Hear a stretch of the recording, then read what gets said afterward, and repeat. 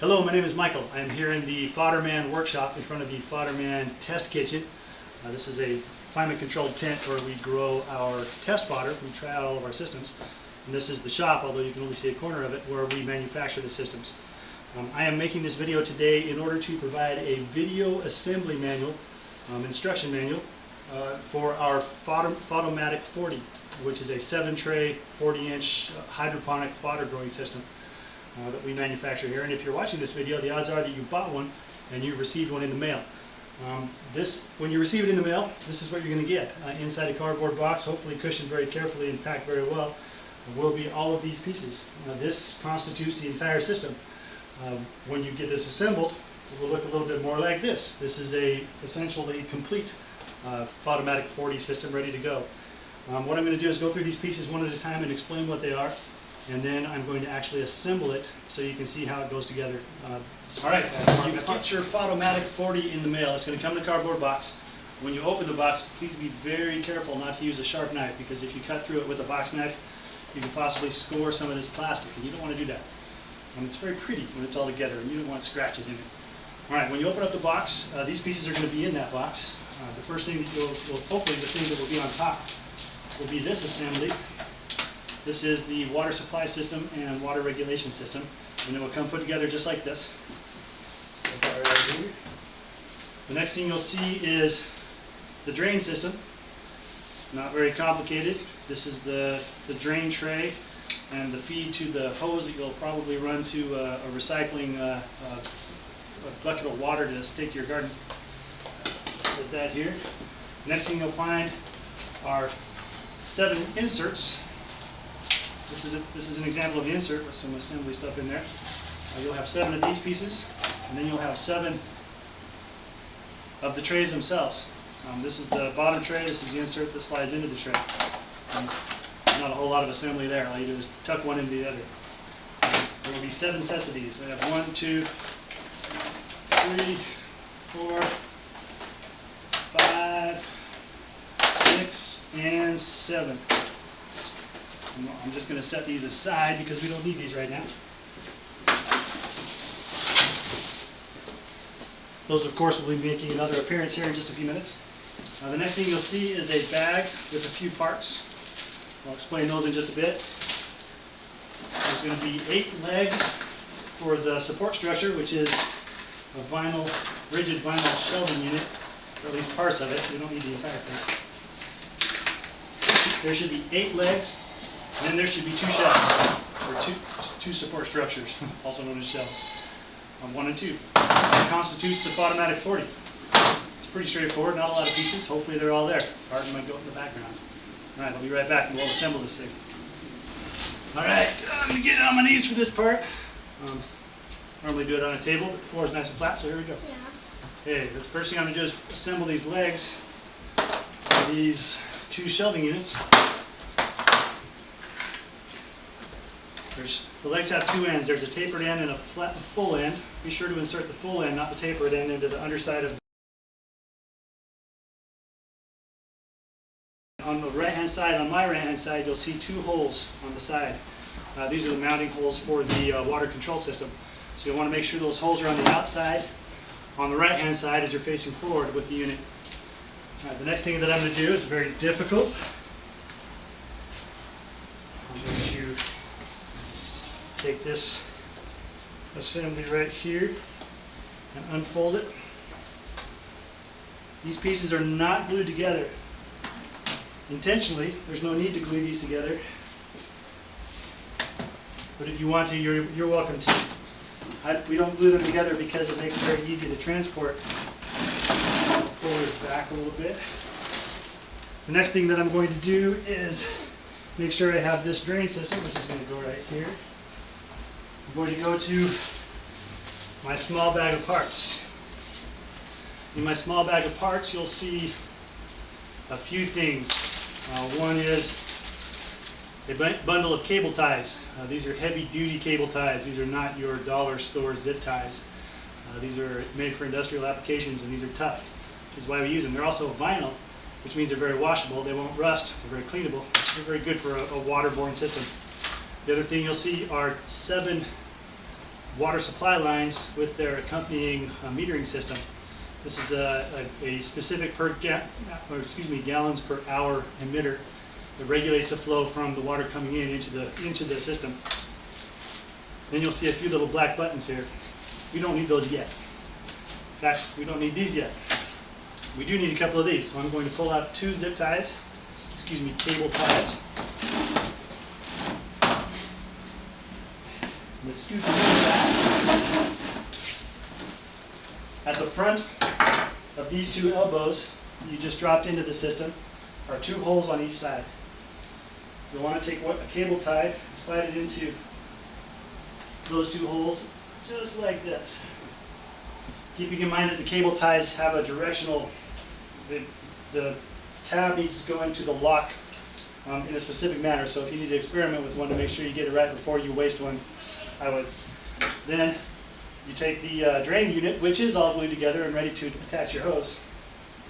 I'm going to take from the inside, there is a hole pre-drilled, ready to accept this cable tie. I put the first cable tie in loosely. I don't want to get too crazy with it.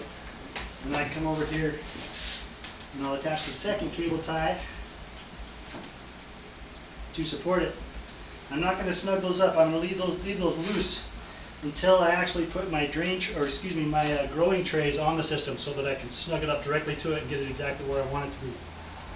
Alright, the next thing I'm going to do is mount the water system. On this side, as you can see, I'll need two more cable ties. You'll see that we have two holes drilled on top and two holes drilled on the bottom. These are intended to mount this to. Climbs up underneath here. And draw a line.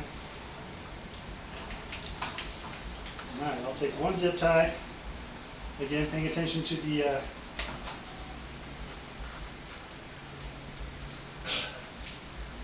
drop it through. Take another one.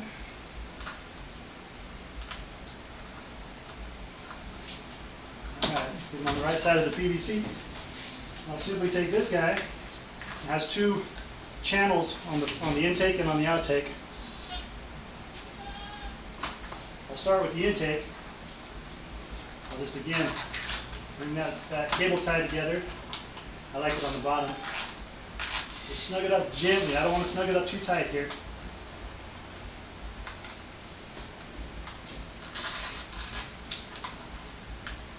There we go. Drop that down here. And you get it where you like it.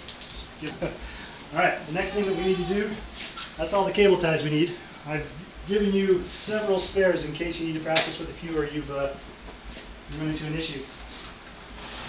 Turn this around to the rear of the unit. Along this 1/2-inch poly tubing are some preset holes that correspond with each of the grow trays that will sit underneath them. And what you'll do is take each one of these supply tubes without dropping it and simply push it into the hole until you hear a snap.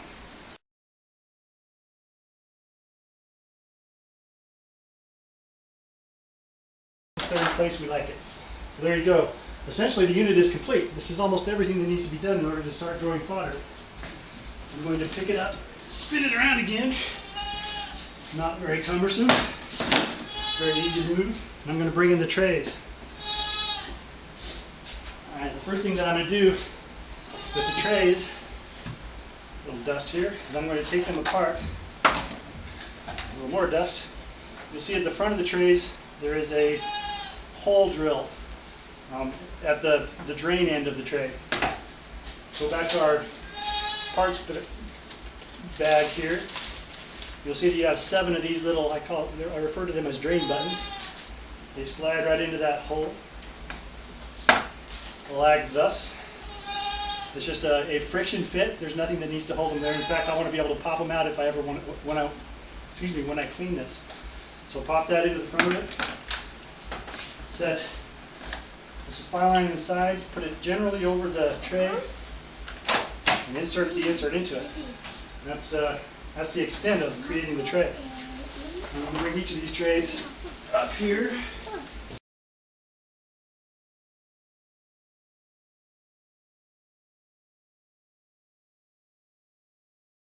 Make sure the tucks are in. All right, now I need to make sure this is up nice and snug against the trays.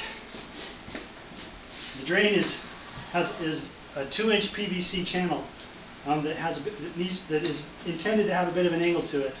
The front of the channel is a little bit taller than the back of the channel when it is oriented correctly, and that helps ensure that the trays get the proper drainage. We want to make sure that the trays are sitting right up against the high side of the channel.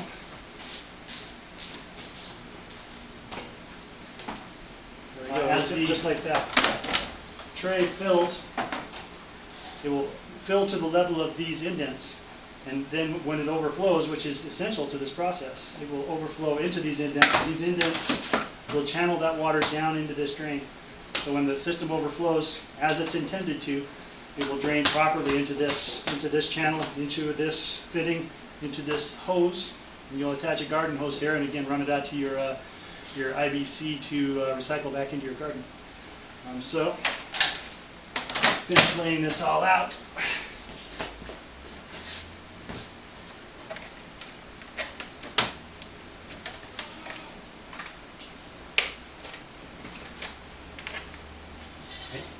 Make sure that the supply is inside the back of each tray.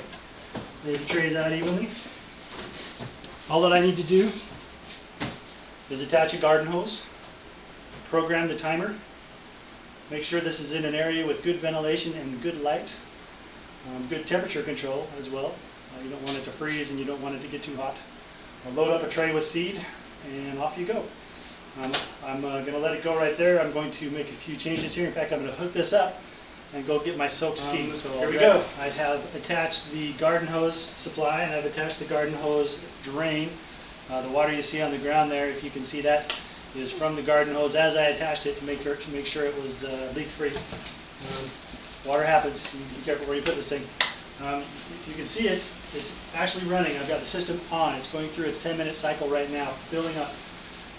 Got no drips, got no issues, got no water coming out. It's just simply filling up the way it's supposed to and draining the way it's supposed to. Each cycle, I recommend setting this for 10 minutes to begin with. If your seed or your water pressure or your whatever variable comes into play that you feel like it needs to be longer or shorter, it's your system, so you tune it however you'd like to. I have this ready to go. This is ready to run. I'm now prepared to grow fodder in this. What I have here, I'm going to pull a tray out that's quickly filling with water. Set it up here. I have my handy dandy Coffee Mate soaking and draining and straining tool. About 6 hours ago, I put 3 cups of seed into this. Yes, 3 cups of seed. Again, that's just my recommendation. The seed is already soaked, ready to go. Tap it off the top here. I'm going to take that seed, just going to spread it out through the tray like so. Nothing complicated about it. Get all that good stuff out of there. Set that aside. You see it just kind of clumps in there. I use my fingers with the 40-inch. I use my finger. I have a little palette, or excuse me, a spatula that I use with the 60-inch trays. Give a little bit of a shake. I tend to fuss with a little bit more than I should. And that's it. That's really all. Take that bad boy and you slide it down into its tray. And since I've already started the system running, the tray's already filled with water. I like to run a rinse cycle, or I like to fill my trays just before a rinse cycle, because when the water is high like this, it gives me a good opportunity just to give it a couple of taps and get a nice, even, smooth surface on my seed. You need to make sure that you install this or place this on a level surface. These are true fill and drain trays. So they're going to fill up with water via the supply line and drain via the drain button at a very regulated pace. The supply line is set to supply the water just a little faster than the drain can let it go out into the garden. So what you want to do is make sure it's on a level surface so that as it fills, you get a nice level soak for your seeds, a good wash. All right, what will happen now is the timer will turn off the supply. The water will drain out of this little bad boy, drain into the garden, into the IBC, ready to recycle into your garden. And you're going to have some serious fodder here in just about 7 days. Let's see if we can accelerate that 7 days. All right, it's been a week. Here we go. We have fodder ready to feed. Well, almost. This batch of fodder has about 12 hours to go before it's ready to go to the animals. We go on a full 7-day cycle here at the Fodderman farm because it seems to work out very well. You don't want to let it go too long because the sprout will turn into grass. Sprouts have all of the amazing digestibility that you're here for. Grass, not quite as much. Still good, but not quite as much. So we want to feed it before this actually turns into sprouts or into grass. And one of the ways you can tell if that's happening, the sprout itself has one shoot. When it turns into grass, it will put out a second shoot, and it will look like the first shoot is sheathing over the second shoot. It's pretty, and it gets very tall and robust, but it's not as digestible. So I recommend feeding your fodder to your animals at a sprout stage instead of at a grass stage. This is ready to go. The system is all in place. We're draining well. As I magically brought this fodder in, I spilled some of the water from the other tray. So the mess you see underneath there is not from this. It's from my being clumsy. A couple of considerations when you are deciding where to install your system and how you're going to install your system. You need to be able to have a temperature controlled environment. You don't want it to get too hot, you don't want it to get too cold. The perfect temperature is between 65 and 75 degrees. You also want to have an area that can be ventilated very well. You need to have airflow, and you need to be able to control humidity. In our test kitchen, we have an exhaust fan set on a timer that goes off every hour for 10 minutes and recycles all of the air in the test kitchen. That is critical to the whole operation. Without that exhaust, the humidity would build up and the mold would take over, and I would be very disappointed by the fodder and my goats would be mad. So we don't want that. So make sure you have good ventilation, good temperature control, good fresh water. Good luck with this. I'd love to bring in a goat and try this out and show you how delicious it is. And heck, maybe I will.